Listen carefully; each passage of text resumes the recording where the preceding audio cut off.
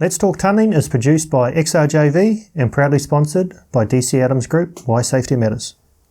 I know you talk about steel sets, and then when the ground does collapse, you talked earlier about throwing some timbers up and supporting the ground. So what's the go with that?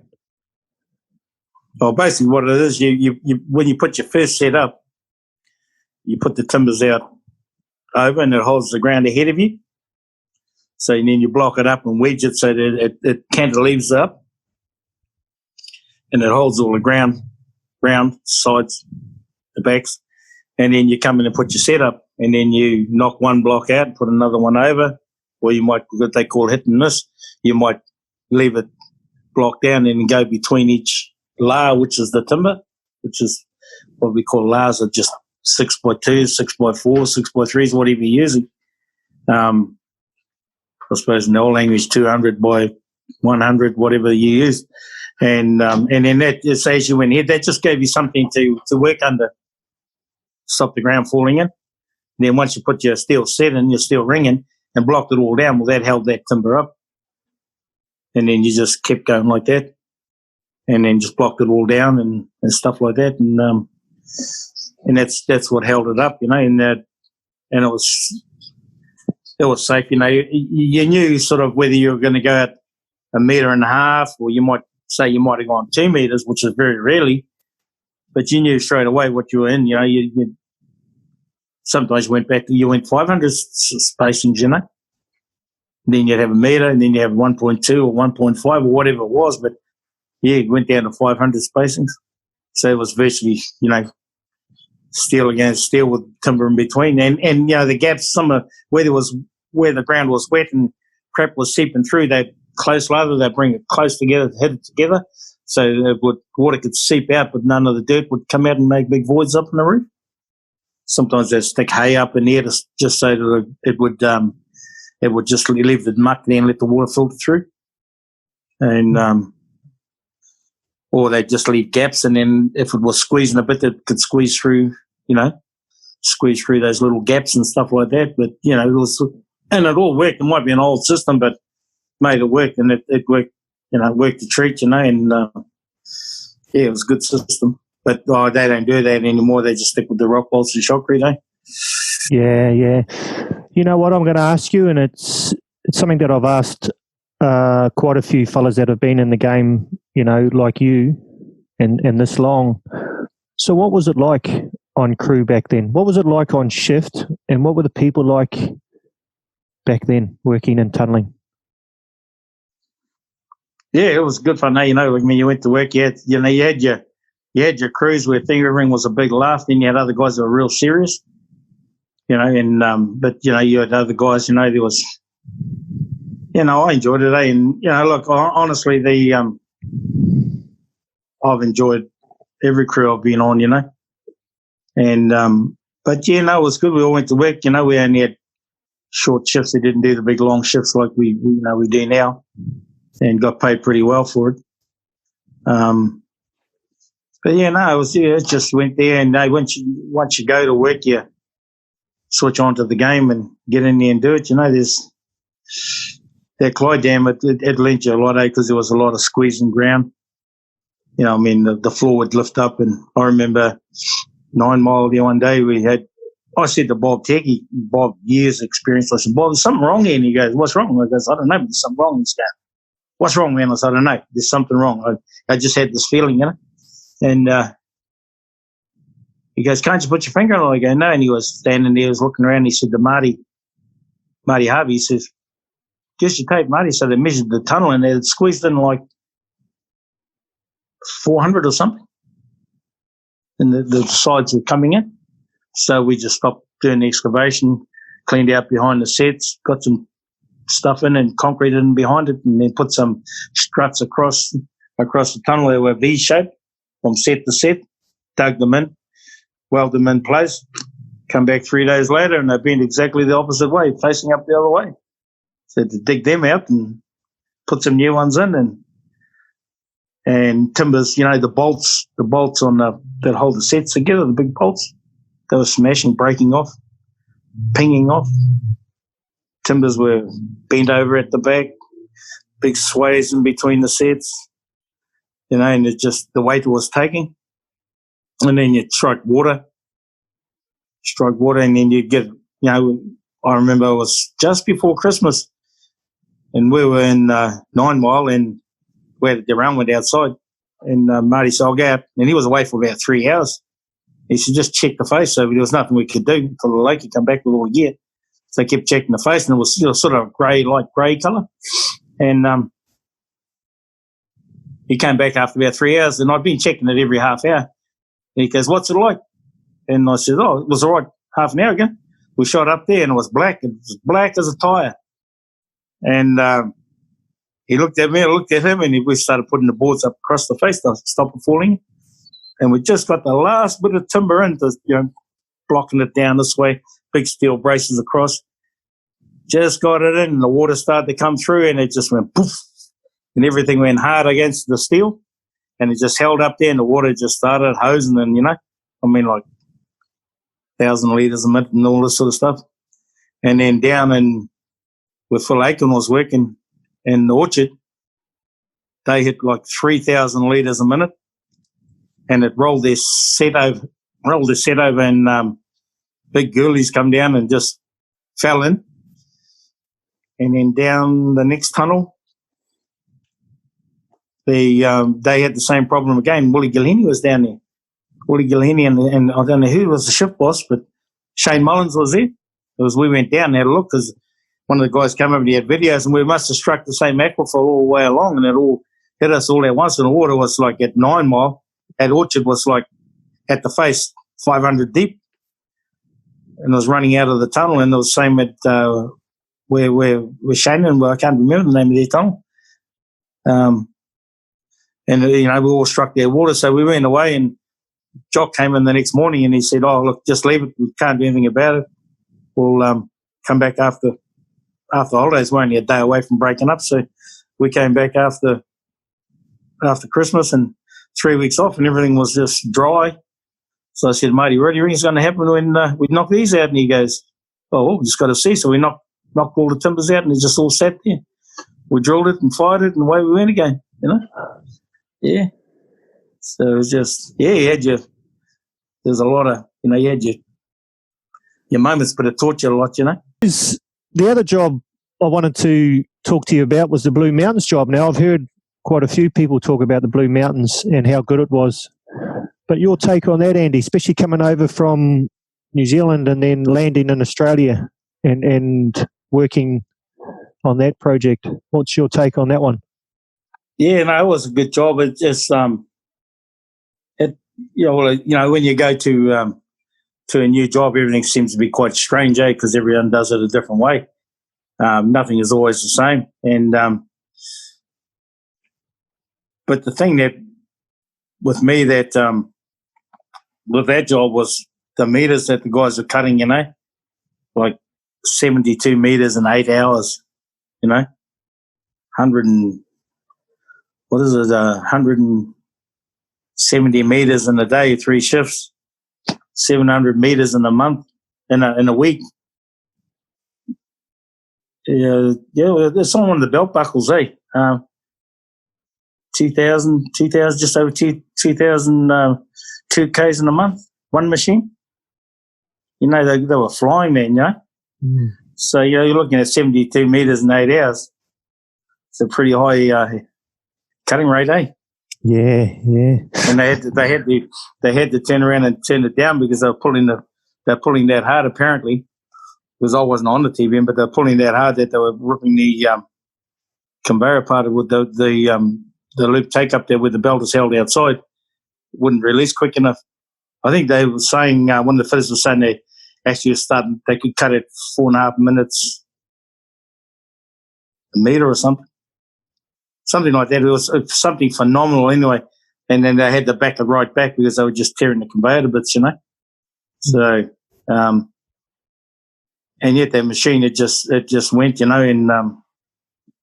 the boys that operated, like Chocky Wallace and Mark Burke and those guys, they'd tell you more about it, because they were the ones that were right at the head of it. I know that when they broke into the chainback Katoomba, there was a heap of water in the shaft, And he reckons he had to stand up on the seat with his head against the roof, and the water was just up to his chin, I think he said, or up to his chest. And he lost his watch that his mum and dad had bought him for his 21st, and I found it months later when we were doing the cleanup, and we gave it back to him. It was still going. It was in the envelope. It was still going.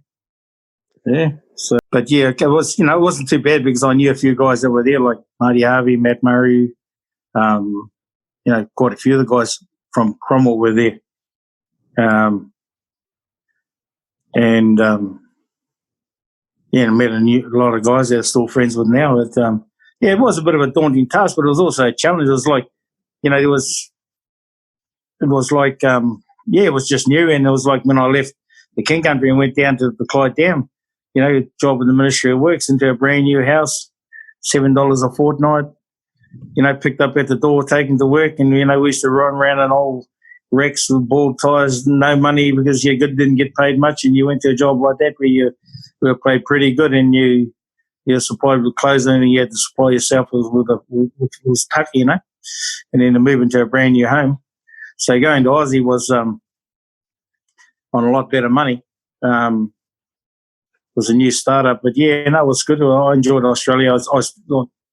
Australia, if anyone's got anything bad to say about Australia, they must have been doing something wrong, because Australia is a great country, man. You know that, and great lifestyle, some great people there, and I mean all sorts of people too. Aussies, I've got some great Australian friends, but yeah, it's a great place, and for young people, this place here is great to be because it's our home. But I mean, the lifestyle, the money you can earn, the standard of living, if you're in the right job, I mean, you got to go a long way to better that place, I think.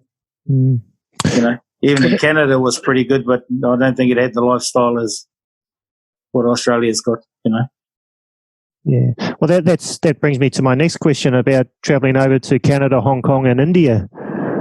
And I've asked it of other guys that come on too about the opportunity tunneling can give you, and listening to you and what you've done over your 40-odd years, through a phone call, sending a resume in to a job and then forgetting about it until you get that phone call.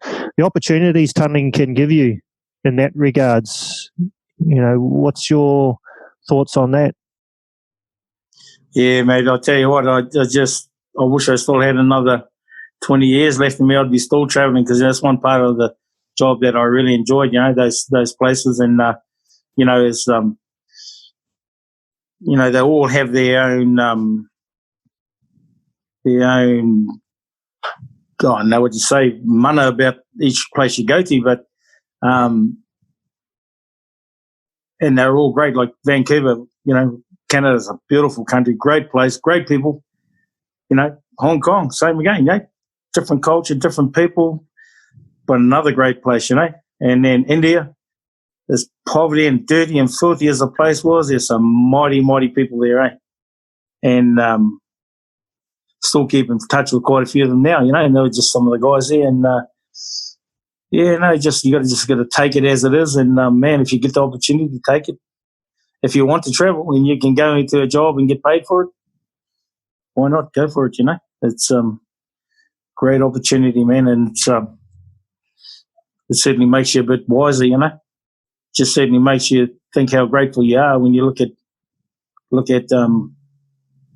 how people struggle in some of those third world countries, and struggle big time. It's I remember one time in India, this guy wanted a torch. I had a little LED torch, and he hounded me, and I wouldn't give him one. So he offered me 1,000 rupee, which is nothing. But anyway, I said to him, I said, what are you going to give me? And I'll bring you something tomorrow. So he turned up and he had this bit of newspaper, and he had 3 bits of corn wrapped in it that had been cooked on the open fire, all charred up in that. And I said to him, I'm not eating that. And he said to me, what, is my food not good enough for you? I said to him, mate, did you take that off your kid's plate to give to me for a torch? I said, because if you have, you really insulted me. You pissed me off big time. I said, don't ever take food off your plate for anything, for anyone. You make sure your family's fed. And he stuck his head down. I said, you know what I'm saying, eh? He goes, yeah, and I wasn't annoyed with him. It was only a scabby old torch, but that's how much he wanted it, you know. Whether he did take it off the kids' table, off their plate and give it to me, I don't know. But, when I hit him up about it, he didn't hold his head high. He hung his head. So to me, it must have been a bit of truth in it. And that's the last thing anyone wants to do is take food off a kid's plate just for a scabby old torch, or anything actually for that matter. But that's the sort of thing that poverty does, eh? Mm. You got a torch, you're a lot better than the next guy, whatever it may be. But so it sort of humbles you a bit to see how poor these people are and what they're willing to give, So, I mean, a lot of people turn around and say, I wouldn't eat this, I wouldn't eat that, but hey, that might be the most precious thing some of these people have got. Mm. So you can take it how you like, no matter whoever you are, wherever you are, but when you go to these places, you got to go there with an open mind, think about things before you start, So that was one of the things that struck me. Definitely. And, that's the other thing about teaching, I suppose, too, Andy. Like we talked about it a little bit last night and I know for things like this that I'm trying to do and get out there is share our knowledge. And I know you're a big advocate for that as well, not keeping it close in your mind. You actually share a lot too. So it's giving and sharing is caring. So what sort of advice would you give to a young person that wants to come into tunneling now? What's your advice? Really, if that's what you really want to do, and if that's the passion you have for the job, get out and learn as much as you can, or people pick their brains, get up there. Don't be frightened to go in there and ask if you can jump on a radiator. Ask if you can do it. Why are you doing this? Why are you doing that? Find out about the job, And when people see that you're that interested, they will help you, And don't be shy. Hey, we're all going to make mistakes.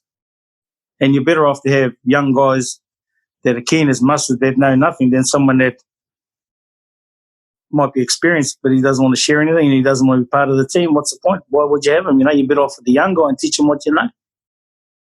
And be part of the team, And like you said before, share the knowledge, man. Hey, someone gave it to us.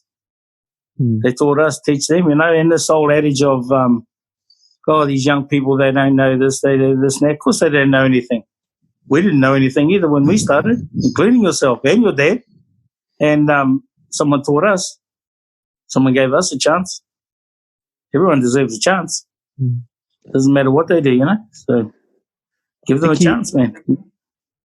Yeah, you said it earlier about getting in the zone, which is really interesting for me because I know that's what happens to a lot of people that are experienced, and because of the environment that we work in. You said it with the Cromwell job, short shifts, pretty full on, ground heaving, but everyone was full on when you got there. And I suppose with the younger kids or the next generation coming in, they've got to ask those questions like you said, because if you don't do that and we don't know that you don't know that, we'll just stay in that zone and we'll just keep soldiering forward too. Do you believe in that? Yeah, and it's just have a bit of patience, Just I've always said to my guys and to everyone, if you don't teach the guys, the load's going to come back on you. If he doesn't know anything, and he's going to stand there and watch you, and you're dumb enough to do the work, and he's getting paid the same as what you are, well, then you're a fool. Pass the knowledge on, If you don't want to pass it on, you think you're something special. Well, there's a lot of special people out there, no matter what game we're in. But pass the knowledge on. Stop being grumpy and shitty. There's time to get grumpy and there's a time to get shitty. And when you're teaching people, that's not the time, because they'll just clam up and feel frightened and intimidated and feel bullied, and nothing worse than working for a bully. Yeah. What makes a good tunneler, Andy? Like I've got another question is going to hit straight after this, but what's in your eyes? What makes a good tunneler? I think a person that wants to do the job, has a passion for it. I think if you like a job, doesn't matter whether it's tunneling or anything, you'll be good at it. If you don't like it, you're only going to be mediocre. There are guys around that you've worked with and that are really good at their job, but then you always get the standouts, and they're the guys that have got the passion for it, the guys that might take some guy a month to learn something, it might take this guy 2 days, it might take him a lot less, but those guys that have got that passion for it will always stand out.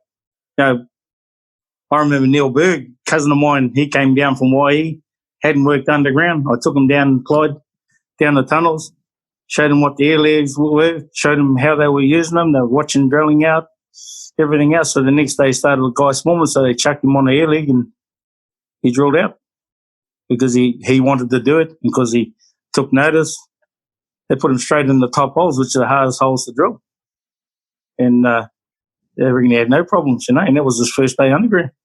So, and look at him now, he's jumbo operator, been underground for 30-odd years, So the passion is there. That's what it was the passion. And I think that's what makes good tunnellers, the passion. They want to learn the job, Is it is it a good career to get into? Like if you're a young kid and you're not too sure what you want to do, but you thought, oh well, you've got a foot in the door, whether it be, and as you could be related somehow, or your old man's good mates with so and so, or something like that. Is it a good career? I think it is. I think it's a great career. If you like that work, like you can travel, you can earn good money, you can make great friends. The money thing is a big thing for sure, but at the end of the day, it's that old adage: it's not how much money you earn, it's what you do with it. And I've done a lot of things with my money that I shouldn't have done, but but it is part of learning, it's part of growing up, but it's it's a great job. I love it, yeah. How different is each job that you've gone to? You've gone to shitloads over the 40, 42, 43 years. So how different, and how do you adapt to each job when you get there? Yeah, I think that's just a thing that you've got to come to terms with today, because they are different. You might go from one irradiated job to the next and have different applications. Basically the same thing, but there's little things that people do, the way the job is run, whatever, and it's up to you as if you're a tunneler or whatever you are, to adapt to it and try and adapt the job to you, because there are things that there's easy ways, there's smart ways, and there's real hard ways to do things, eh? So if you can turn around and work smart and not so hard, then you got hitting the nail on the head there. So they are different. It's just, you just got to adapt. You just got to, don't think about what happened on the last job, because it's not going to happen on this job, whatever, just get on with it, find out what the role is, what everything is, how the cycle is, get the cycle running. And if you're in a supervisor's role, whatever, tweak it so it suits you guys better, So, your best project and why, Andy? Oh, mate, they've all got their own they've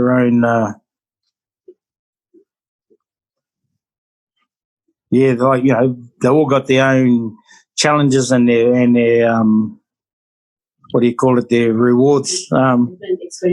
Probably that little cable tunnel in Sydney is probably one of my better jobs I've been on. It was a job that was sort of, working with Tony Robinson, was a job that we did really well in it. And it was sort of, we had a lot to do with input on it.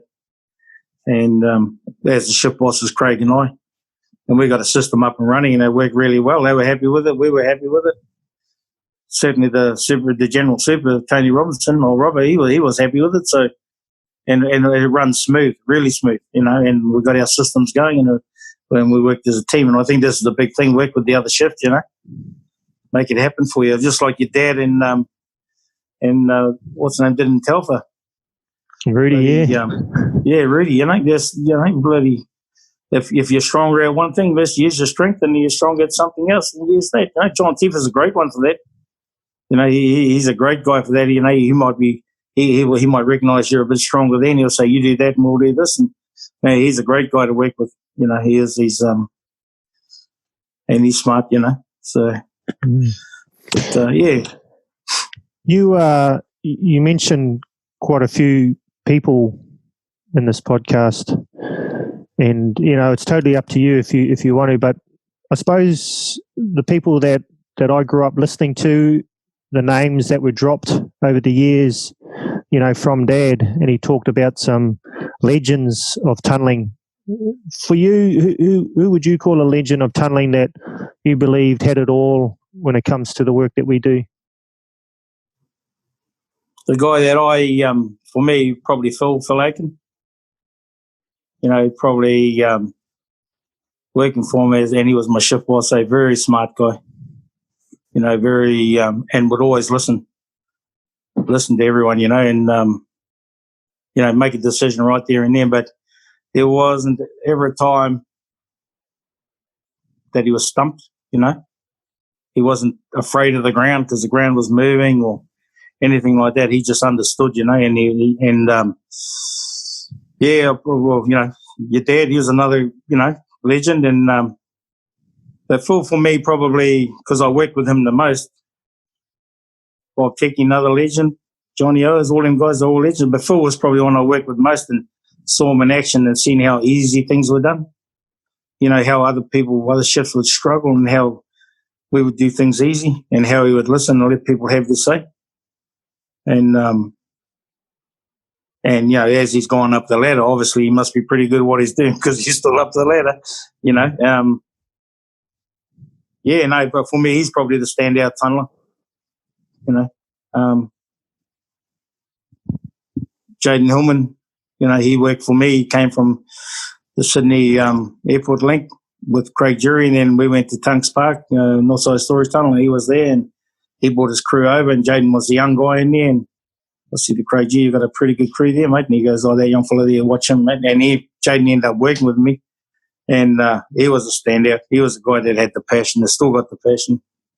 He's just come back from Hong Kong. He'd been up there 8 years. He went up there as a tunnel foreman on the concrete can. He ended up being a general superintendent, And the first guy in Asia to get 7 pours in a week, looking after 14 concrete forms. And then when Marty left to go to Samsung, I think it was Samsung, he ended up taking over the drill and blast and everything on the job itself and running all these concrete forms. And he's just another standout. He's going to be a legend, but if he's not a legend already. He's only a young guy, early 40s. But yeah, just another good guy. And like all them guys, like Nigel and all those guys can remember people's names. Like me, I can hardly remember people's names, but shit, Jaden could remember the Africans' names, the Indians, the Pakistanis, the Chinese, and one day there a guy rocks up and Jaden said, "What are you doing here?" He goes, "I come to work, boss." He said, "No, I fired you 3 months ago. Get off site," And I'm going, "Holy hell," And he's another standout. But Phil for me is probably the best tunneler that I know by any stroke of imagination.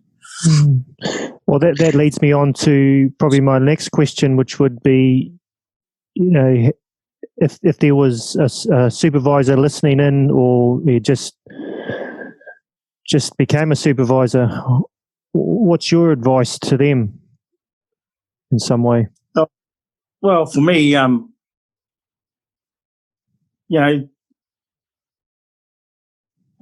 guess there's a lot of people, they're the boss, and they try and keep showing everyone they're the boss. There's no point because you are the boss. Give them in their task and let them do their task. Watch what's going on. Don't come and be critical. What you see, how they see it, as I see a job going, well, why are you doing this, and why are you doing that? And they'll tell you why, because everything's got a sequence. And hey, if it comes out, the end result is the same as what you want at the same time, or faster, that's, let people have their say, listen to what they got to say. And just back them up and and look after them and try and get the best out of them. You won't get the best out of people if you're on their case all the time. People, you need people. The biggest asset you can have is have people that want to work for you. If they don't want to work for you, you ain't going to get 100% out of them. You'd be lucky to get 50% because as soon as you walk away, they'll sit down. Treat people with respect, man. Hey, man, I've had some blow-ups with people too, but I still respect them. And I've been called a few names myself, as you can imagine. I still respect them. They're entitled to their opinion. But, and keep an eye on the safety, man. Make sure everyone goes home every day. And if you need to boot someone's butt because they've been dickheads, not doing it properly, then do some booting, do what you got to do, but make people realise they've got to go home to their families every day.